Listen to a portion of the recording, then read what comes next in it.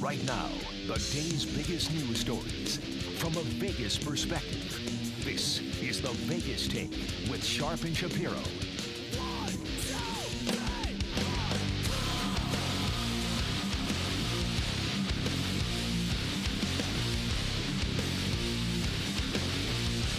All right, welcome. It is the Vegas Take, Sharp and Shapiro. So glad you could join us on a Friday. Hope everybody's in a good mood. I'm in a good mood. A lot to get to, a lot to go over. Well, if you're a Cleveland Browns fan, you're probably not in too good of a mood today. We'll get to that coming up here in a little bit. Also, the bottom of the hour, we have some new information on this high school shooter in California. We'll get to that. Is it a shocker? I said it yesterday that his family probably a bunch of nut jobs themselves. We'll talk about that. An update on that tragic shooting that took the lives of a 16-year-old and a 14-year-old. It's just awful. Terrible. Have you heard of this MAGA challenge? That's right. Donald Trump is calling on all people to rap, come up with the best rap of Donald Trump, of course in a positive light. And the winner gets a free trip to the White House. Well, we have a few samples of that we will be sharing with you. And it's quite funny, actually, and pathetic at the same time. So we will play those for you coming up here in a little bit. Always have fun talking to Daniel Negreanu. Obviously, he's a World Series of Poker champion. He's been the face of poker for 20 years, but he also happens to be Canadian, and he's a huge hockey fan, and he has some interesting opinions when it comes to this Don Cherry situation. This is the guy that's been a hockey broadcaster for 50 years who made some controversial comments about immigrants. We're going to get Daniel Negreanu's take on that and why he is a supporter of Mr. Yang for president of the United States. So that'll be coming up in hour number 2. In hour number 3, we'll be talking with the guys from Human Nature. They're going to be coming in studio and a live performance, and we'll be giving some tickets away to that. So that's going to be a lot of fun, too. We'll talk a little UNLV basketball and football. The UNLV football plays Hawaii tomorrow. The Hoops, they play UCLA tonight. Mr. Cronin at UCLA. So we'll talk a little bit about that. We'll have a wine giveaway and plenty more to chat about. But the first thing I want to talk about is the football game last night. And usually the first thing we talk about is not sports. It's usually not. But this is a big story that transcends outside of sports and just everyday life, right? In a normal everyday situation, if I decided to attack somebody on the sidewalk, or anywhere for that matter, with a football helmet, I would probably go to jail and I would definitely be arrested for assault. But for some reason in the world of sports, in this case in the NFL, that doesn't happen. So let me start from the beginning. The Cleveland Browns were in action last night at home against the Pittsburgh Steelers. The game was in hand for Cleveland. They were up 2 touchdowns late. It was a horrible game to watch. Sadly, I watched some of it, certainly the fourth quarter, and there wasn't a lot of offense. I think the score was 21-7 late in the game, and literally there was 8 seconds left in the game. Pittsburgh wasn't going to score. The game was over. It was over for the last 5 minutes, right? So the game is over, and Steelers quarterback Mason Rudolph gets sacked, an unnecessary sack by Myles Garrett. So I want to play you the audio, but I also want to describe to you what happened, but I'll probably put it in a bigger description after the audio. So here's the audio of Myles Garrett taking down quarterback Mason Rudolph and then the ensuing tussle. Here's what it sounded like on TV. Whoa, hello, whoa. Yeah, that's Mason Rudolph got into it. To get out of there. What in the world? Believe Myles Garrett? They're swinging a helmet? Yeah, there'll be some ejections. Yeah, there's no question. And there was, and we will get to that. So here's what happened. As I mentioned, Garrett takes down Mason Rudolph. By the way, for no reason. Rudolph already got rid of the football. I don't even know why he did that. And then there becomes a little bit of a scuffle. A couple of the Pittsburgh players didn't like it. Don't blame them. So it was a little pushing and shoving. Nothing wrong with a little pushing and shoving. I don't think nobody's going to have a problem with that. But then the tussle goes into the end zone, and that's when things got really bad. Myles Garrett takes Mason Rudolph's helmet off. And as the tussle continues, Garrett uses Rudolph's helmet as a weapon and hits him in the head with the helmet, which is very serious. That could cause serious injury. Luckily, it didn't. And then after the play, there were a few other players on Cleveland that got involved in the tussle. But I want to focus on Myles Garrett. After the game, Mason Rudolph was asked about, Garrett clubbing him in the head with his own helmet. Here's what he had to say. Do we have that audio? This is Mason Rudolph responding to Myles. Have you ever seen anything like that in football?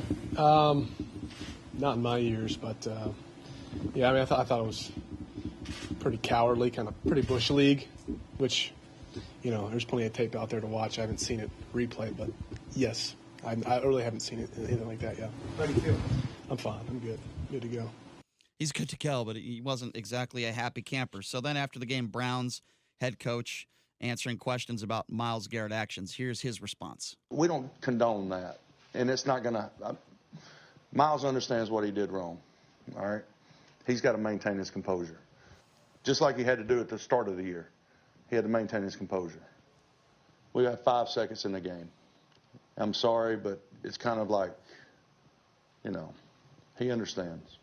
Coach, get it right. It was 8 seconds, not 5 seconds. Anyway, so Myles Garrett did actually respond after the game, and what's he going to say? Of course he's going to admit he was wrong. Here's a couple of his comments after the game. I made a mistake. I lost my cool, and I regret it.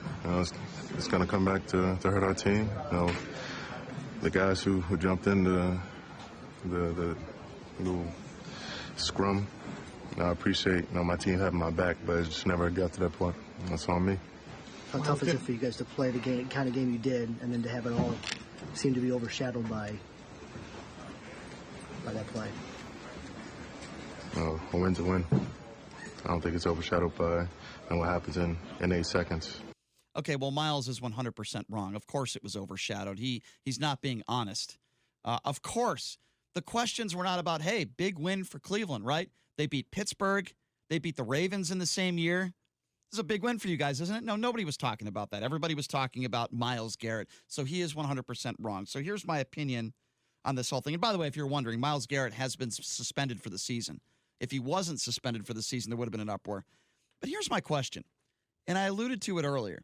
If I'm walking down the street, if I'm in a bar, if I'm hanging out with friends, whatever the case may be, and I get angry and I lose my cool, and I attack somebody with an object, in this case, a football helmet, what would happen? The police would probably be called out. I'd be arrested for assault. I'd probably go to jail. Now, I understand there's fighting in hockey. I'll get to that in a second. But in my personal opinion, he should be arrested. He absolutely should be arrested for assault. If you're pushing and shoving somebody, even a kick, I wouldn't condone that. But this is taking it to a whole nother level. He used Rudolph's helmet as a weapon, period. We all saw it. I have been an NHL hockey fan since I was 8 years old. My dad took me to Hartford Whaler games when I was very, very young, and there's no sport I love more than hockey. So nobody can say, Brian, you don't know anything about the NHL, you don't know anything about hockey. I understand it is an extremely physical sport.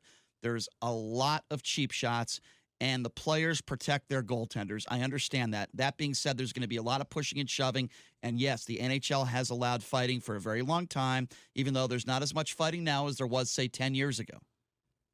With that being said, I have always had the strong opinion that fighting should not be allowed in the NHL. They should not allow someone to take off the gloves, and if somebody throws a punch at another individual, it should be assault. I have always had that opinion. I think it sets a horrible precedence for young kids. You go to NHL games, you see families there, and the kids say, fight, fight, punch him. What kind of example are we setting for our kids? Yes, hockey is an extremely physical sport. I've said the same thing in hockey, so I'm going to be consistent there. There should be no place for this in sports. Yes, there's going to be pushing and shoving. Yes, there's going to be some skirmishes around. That's going to happen. The leagues need to police that. Not only should there be no fighting in the NHL, but those players should be arrested for assault. I bet you no one would take off the gloves in the NHL, or if they did, it'd be very rare if you could be arrested for assault. It wouldn't happen. It would clean up the game. It would set a better example for kids. I say the same thing about the NFL. Now, it's very rare. The NFL does not allow punches being thrown. Usually, if you throw a punch, you're going to get a suspension, right? If you take a helmet off and you hit somebody over the head with it, clearly you're going to be suspended for the entire year. This guy has a history, by the way.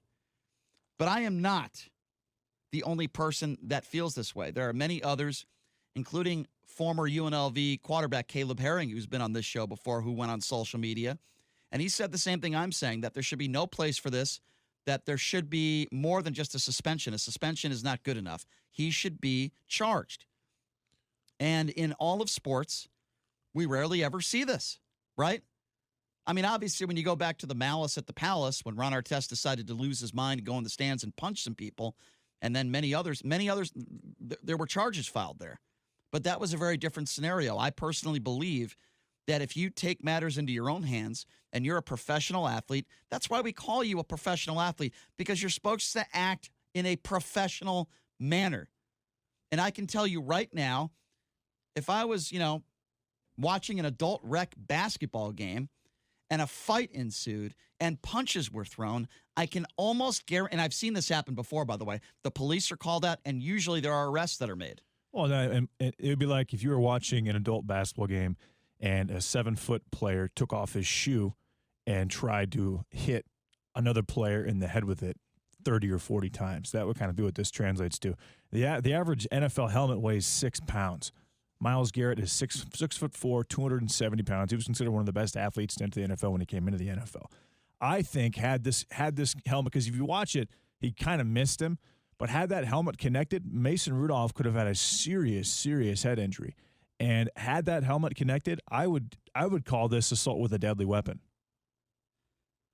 I wouldn't say it's assault with a deadly weapon. I'm not sure you can kill somebody doing what he did, but I certainly think... You don't think it'd be like a 6'4", 270-pound person taking a 5-pound weight, right? What's a hammer weigh? I wouldn't compare a football helmet to a hammer. I'm just saying...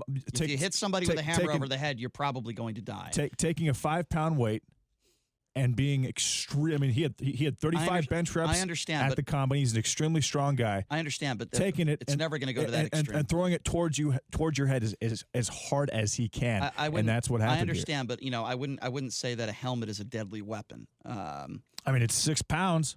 6'4", 270 pounds with a 6-pound weapon, and you have nothing. But listen, nothing to defend yourself. But listen, we're in a place where he's not even being arrested for anything. Well, I know that's why it's insane. He should definitely be arrested for something. Assault with a deadly weapon. I think there has to be some in between there. And yes, I think he should have been arrested for assault. But just to give you an idea, and like I said, he was suspended for the remainder of the season, putting his team in a really bad spot. And that's at a minimum. Then Ogunjobi, the defensive tackle. That's what I was going to talk about. He was suspended for 1 game. Mm-hmm. And Marquise Pouncey, who just basically defended Mason Rudolph, he was his center. He's suspended for 3 games for the Steelers. And I agree with that because he also acted inappropriately. I understand you're trying to defend your quarterback, but you can't kick somebody when they're on the ground. That's pretty bad.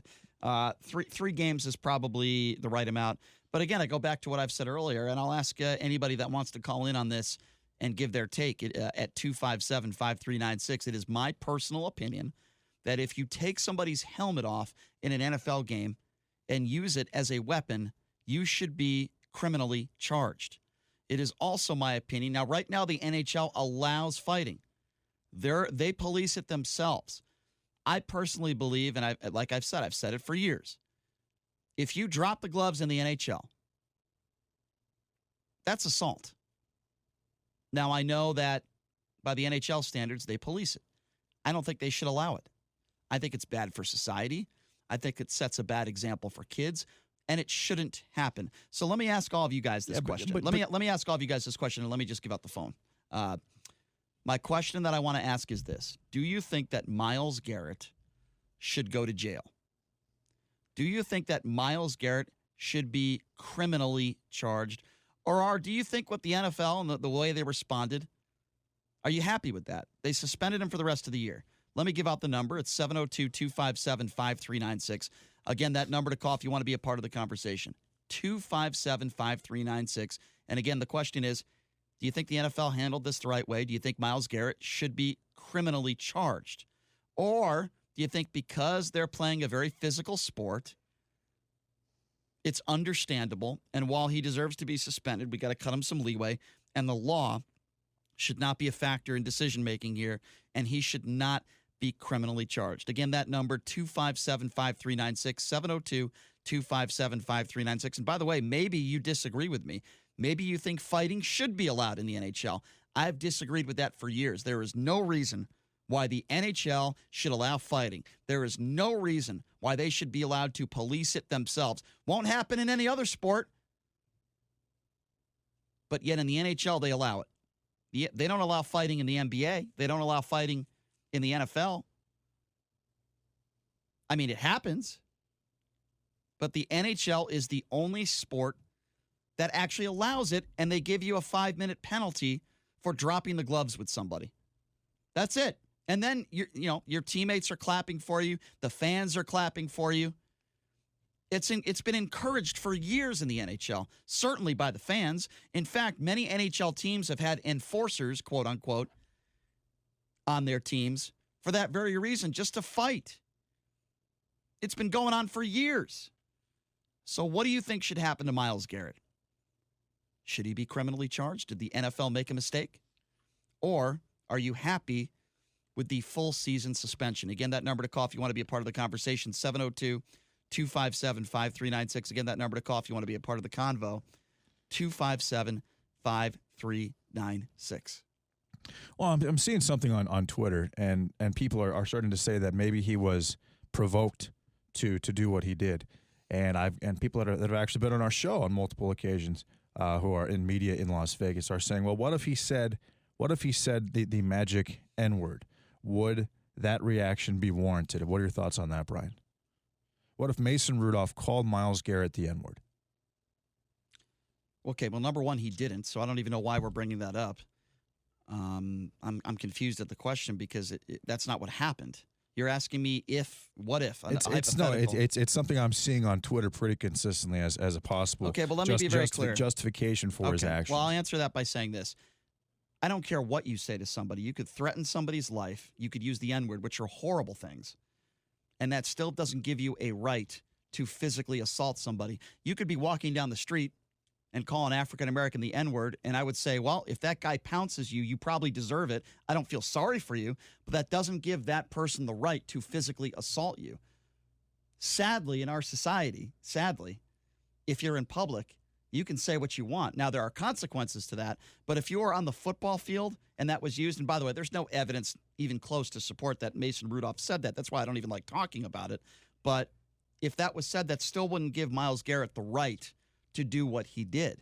I think it would give him a little bit more, I'm not going to say credibility, but I think we all would be a little bit more understanding. It'd be more justified. It wouldn't be justified, but I think the helmet is never justified. Okay, but that's what we're talking about. Right. I'm saying it still wouldn't be justified, but we'd give a little bit more credence to why he did what he did, if that makes sense. If that makes sense, my answer.